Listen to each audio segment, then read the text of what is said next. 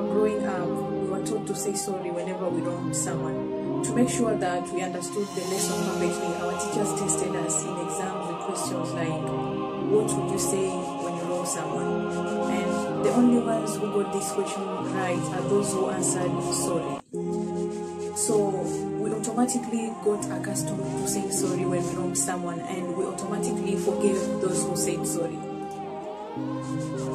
As we grew up, we interacted with people who did not understand this word sorry, and they kept doing wrong to us. They never apologized. We waited for it. We felt bitter about it, and we told ourselves that I'm not going to forgive this person until they acknowledge that they are wrong. I'm not going to forgive this person until they feel sorry and they say it. I'm not going to forgive this person until they fix their mistakes.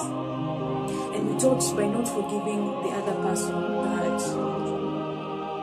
we will be hurting the other person, you know. We heard things like, I will take this with me to the grave, or I will never forgive this person. Phrases of this kind made us think that by not forgiving them we were in power, by not forgiving them we were hurting the other person. But in real sense, the other people moved on because they really didn't care about our emotional well-being. But then we were in this cage of bitterness, in this cage of anger, and ultimately this anger we felt started affecting how we relate to other people. And now that we have understood all this, we came to a point where we agreed that forgiveness is the right thing. We realized that holding on to people's wrongs only hurts us. We realized that being bitter and keeping that bitterness inside affects how we interact with other people. We also realized that forgiving brings relief, but we don't know how to do it. So today, guys, we're talking about how to forgive someone who is not sorry for their mistakes. Before going on to how we can forgive someone, I want us to know these three things. First of all, this person who wronged you, they probably feel guilty about that mistake, but they are too proud to forgive you. Secondly, they might not think that whatever they did to you was such a big deal for them to apologize. Third, they just don't care.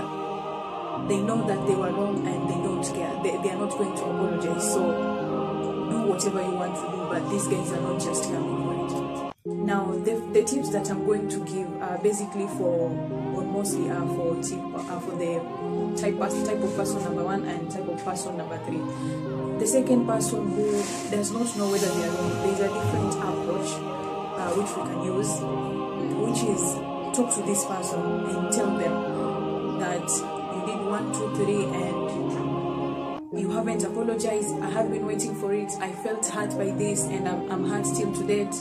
So yeah, that is what you did and I felt bad about it. So it will be on the other person's roles. If this person wants to keep the friendship going and they care about what you guys have, this other person is going to apologize and they are going to make changes according to how they treated you. If they keep on denying their mistakes, now it is upon you to choose to reconcile with this person or ignore whatever they did and move on with the relationship. But most importantly, this second mistake, when it happens, it's usually minor mistakes that we can talk to the other person, open up, and then the other person accepts to apologize.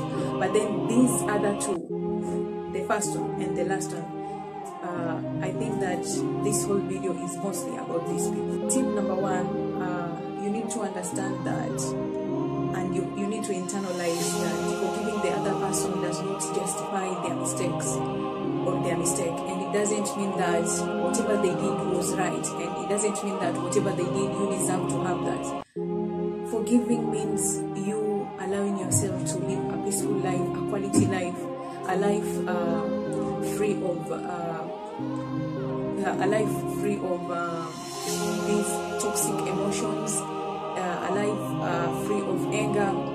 Forgiveness is about you, it's not about the other person's mistake. Second tip I want you to do is flip the focus from the other person to yourself. Tell yourself that you are forgiving because you are doing it for you. You are forgiving because you deserve to feel better. You deserve to feel free. You deserve to live life without feelings of anger and hatred. So sit down with your emotions and feel them. And talk to yourself.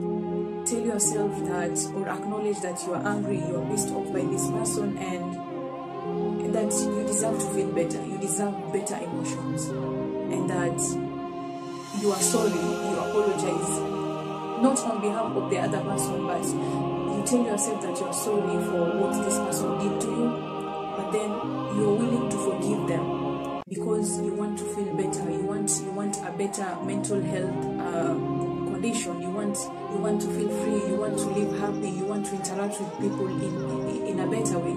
So flip the focus from the other person and know that you're forgiving mainly for you, for your sake. Number 3, own your feelings. Don't let your state of happiness be in the hands of others. What do I mean when I say this? Don't tell yourself that I'm not going to be happy until this person apologizes. Chances are this person is not going to apologize because they have this pride inside them, but they don't even know that they were wrong in the first place. So if you keep telling yourself that you're not going to forgive until, then it means that you're postponing your state of happiness, and you don't deserve this. You don't deserve to cage yourself in anger and let the other person hold the key for you to let you out.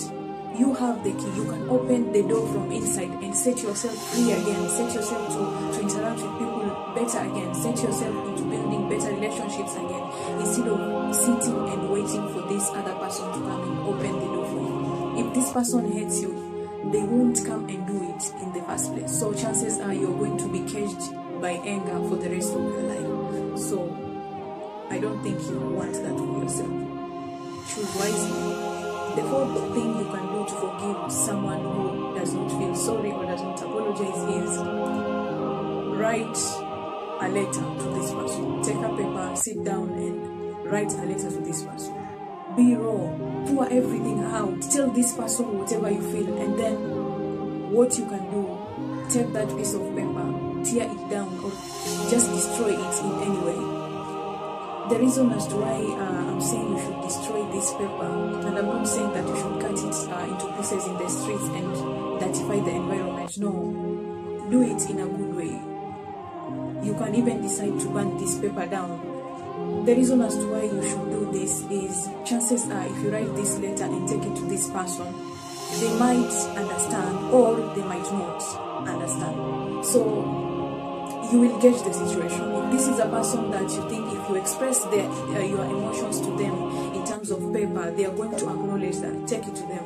If you know this is a person who you can't talk to in the first place, or they're so rigid, just write everything down. Assume you're talking to them directly and pour everything down, and then afterwards, take that piece of paper, tear it into small pieces, bring all those emotions of anger, and make sure when you're tearing the last piece, it's like you're letting go of all that hurt that has been inside you. You're letting go of that anger that has been inside you.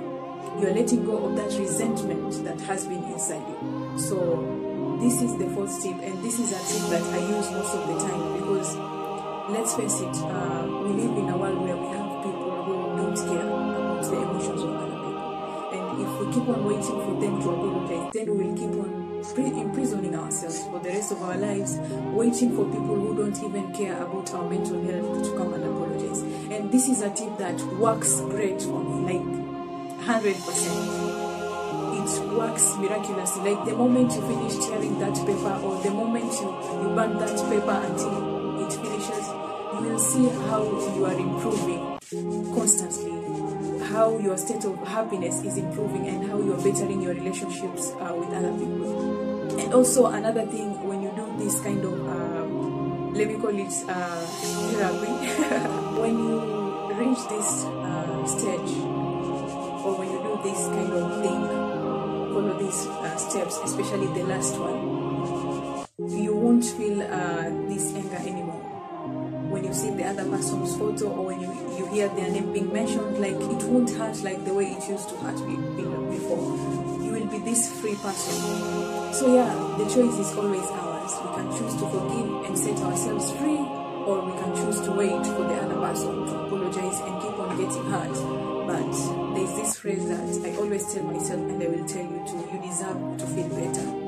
And don't let other people decide your state of happiness. Hold the keys and guard your empire. Know how to control your emotions and allow yourself to feel good about yourself. You deserve to feel better. You deserve to be happy. You don't deserve to be caged in anger for the rest of your life. Last thing, I know this is the second time I'm saying it. Once you forgive the other person, you don't have to reconcile with them, especially if they don't want to reconcile. Because if they want to reconcile, it means they are going to come to you and they are going to say sorry, and you guys are going to agree on what to do next, right? So you don't have to approach this person anymore. But what you are going to do, or what you realize, is that you won't feel the anger anymore, and you won't wish bad stuff to happen to this other person when you're fully healed, okay? So yeah, I repeat, the choice is always ours. We can choose happiness, or we can choose to be caged by anger. Thank you so much for watching, guys. Support a sister. Like this video. Please like, comment,